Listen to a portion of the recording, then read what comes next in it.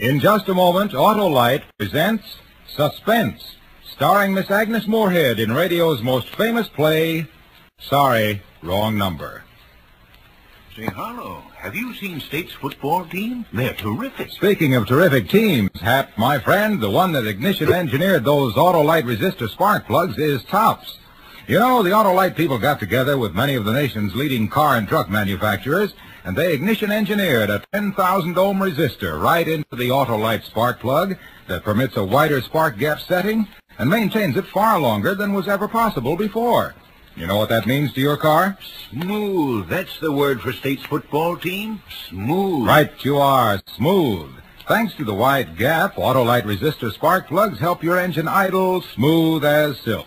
And that's only one of the simple, sound, solid, splendid advantages of those sensational Autolite resistor spark plugs. Got it all off your chest, Harlow? Sure have, Hap. You're not going to hear one more word out of me till we've heard the whole Suspense show. No? No middle commercial tonight, Hap. Autolite doesn't want us to interrupt Agnes Moorehead's performance in that famous drama, Sorry, Wrong Number. Okay, Harlow. Let's hear Suspense.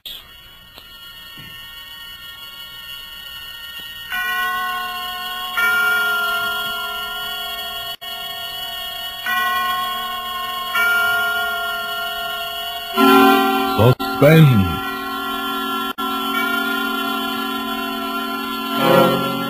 Autolite and its 60,000 dealers and service stations bring you radio's outstanding theater of thrills.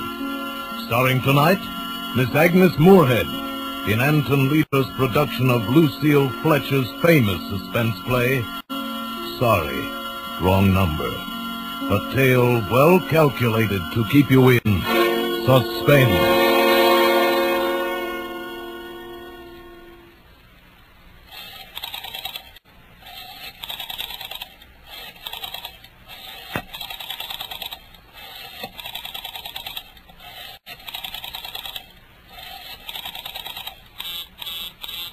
Oh, dear.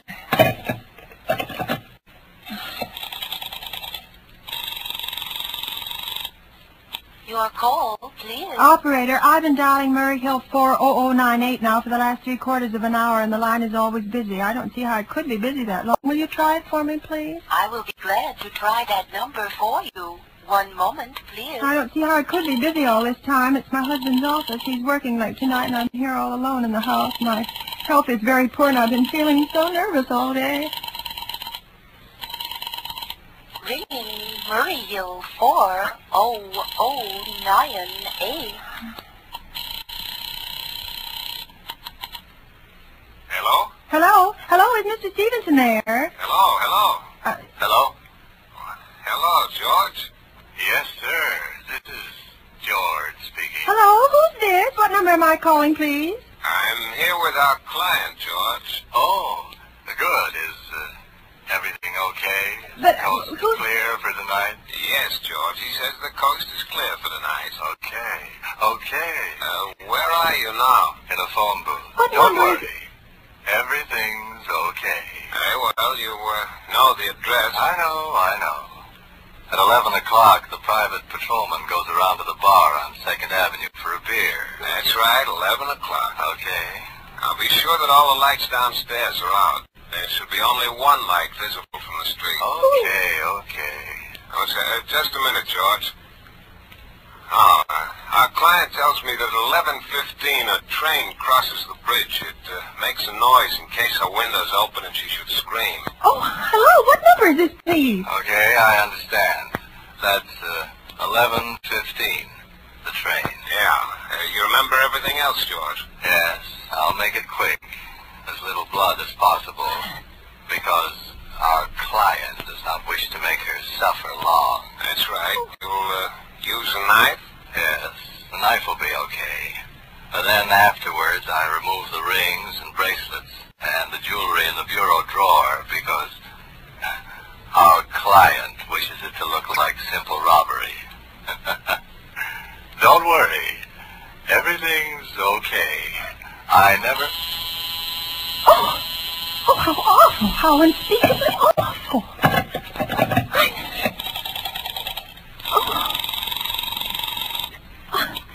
Your call. Operator, I've just been cut off. I'm sorry. What number were you calling? Why, it was supposed to be Murray Hill 40098, but it wasn't. Some wires must have got crossed. I was cut into a wrong number, and I've just heard the most dreadful thing, something about a murder. And, operator, you simply got to retrace that call at once. I beg your pardon.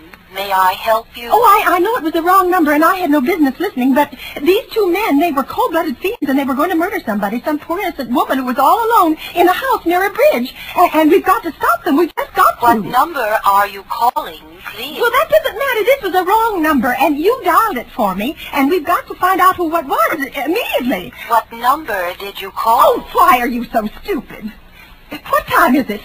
Do you mean to tell me you can't find out what that number was just now? I'll connect you with the chief operator. Oh, I think it's perfectly shameful. Now, look, it was obviously a case of some little slip of the finger. I told you to try Murray Hill 40098 for me, and you dialed it, but your finger must have slipped, and I was connected with some other number, and I could hear them, but they couldn't hear me.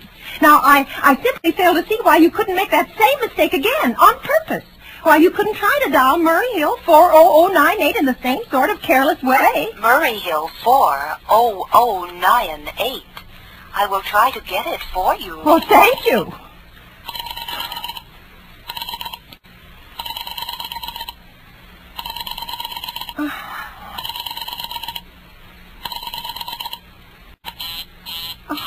I am sorry. Murray Hill 40098 is busy. I will call you in 20 minutes. Operator!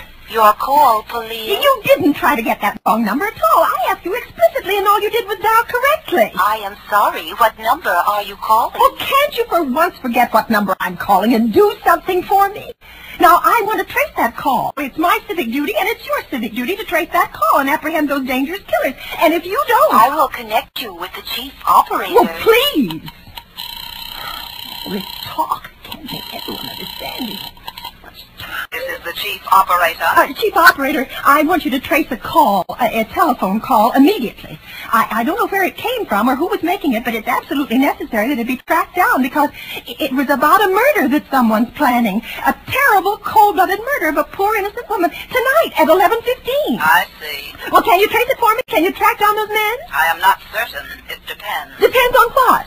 It depends on whether the call is still going on. What? If it's a live call, we can trace it on the equipment. What? If it has been disconnected, we cannot. Disconnected? If the parties have stopped talking to each other. Oh, but of course they must have stopped talking to each other by now. That was at least 5 minutes ago, and they didn't sound like the type who would make a long call. Well, I can try tracing it. May I have your name, please? Mrs. Stevenson, Mrs. Albert Stevenson. But listen. And your telephone number, please. Plaza 32099. But if you go on wasting all this time... Why do you want this call traced, please? Why? Oh, well, no reason. I mean, I merely felt very strongly that something ought to be done about it. These men sounded like killers. They're dangerous. They're going to murder this woman at 11:15 tonight, and I thought the police ought to know. Have you reported this to the police? Well, no, not yet. You want this call checked purely as a private individual? Yes, but meanwhile... I am sorry, Mrs. Stevenson, but I am afraid we couldn't make this check for you and trace the call just on your say-so as a private individual. But we will have to have something more official. Oh, for heaven's sake. You mean to tell me I can't report that there's going to be a murder without getting tied up in all this red tape? Why, it's perfectly idiotic. Well, all right, I'll call the police. Thank you. I am sure that would be the best way. Ridiculous. I never heard of such thing. I can't see why you have to go through all this business. Oh. Your call, please. The police department. Get me the police department, please. Thank you.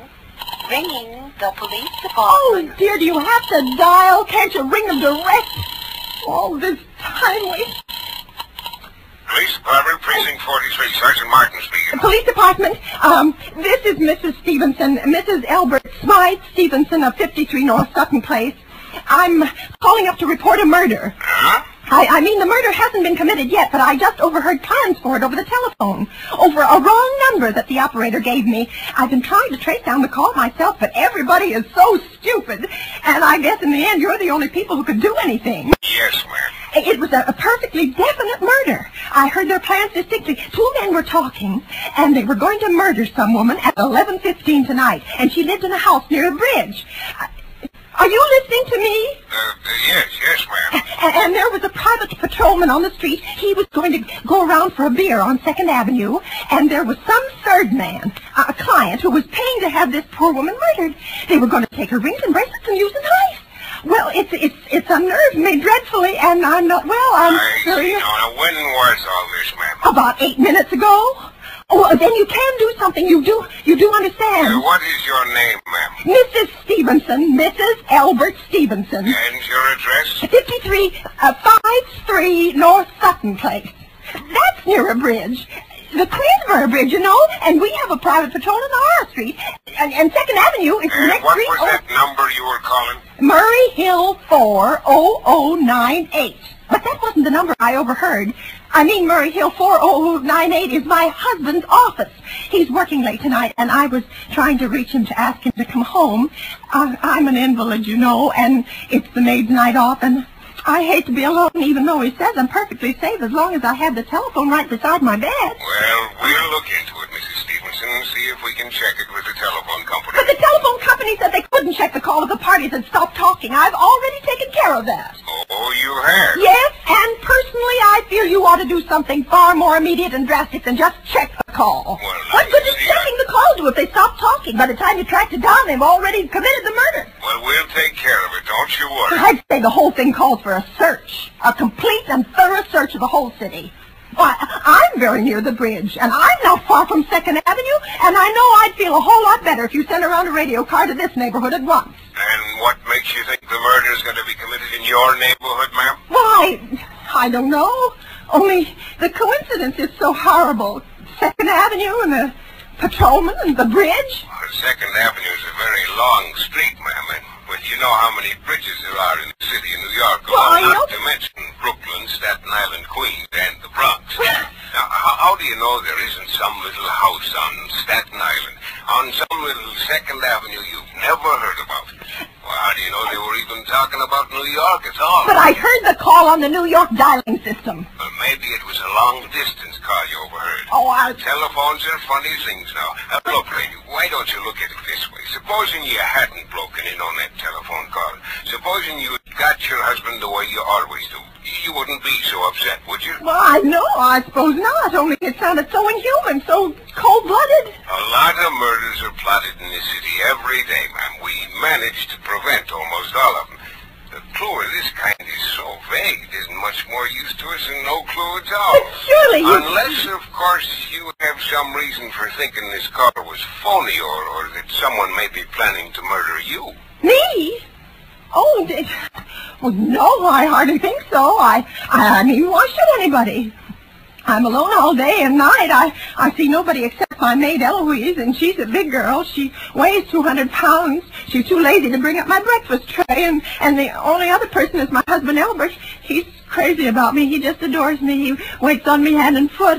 Has scarcely left my side since I took sick 12 years ago. Well, then, there's nothing for you to worry about. Now, if you'll just leave the rest of this to us, we'll take care of it. But what will you do? It's so late. It's nearly 11 now. We'll take care of it, lady. Well, will you broadcast it all over the city and send out squads and warn your radio cars to watch out, especially in suspicious neighborhoods like mine? Lady, I said we'd take care of it.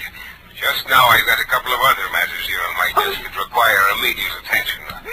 Good night, ma'am, and thank you. Oh, you idiot! Oh, no. Why did I hang up the phone like that? Now you'll think I am a fool. Oh, why doesn't Albert come home? Why doesn't he? I think I'm ready again.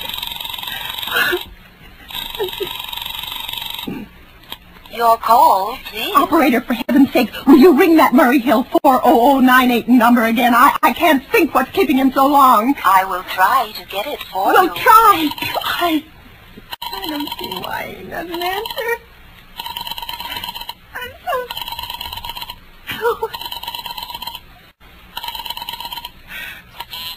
Oh, I am sorry. Murray Hill 40098 is busy. I will call you. I can hear it. You don't have to tell me. I know it's busy.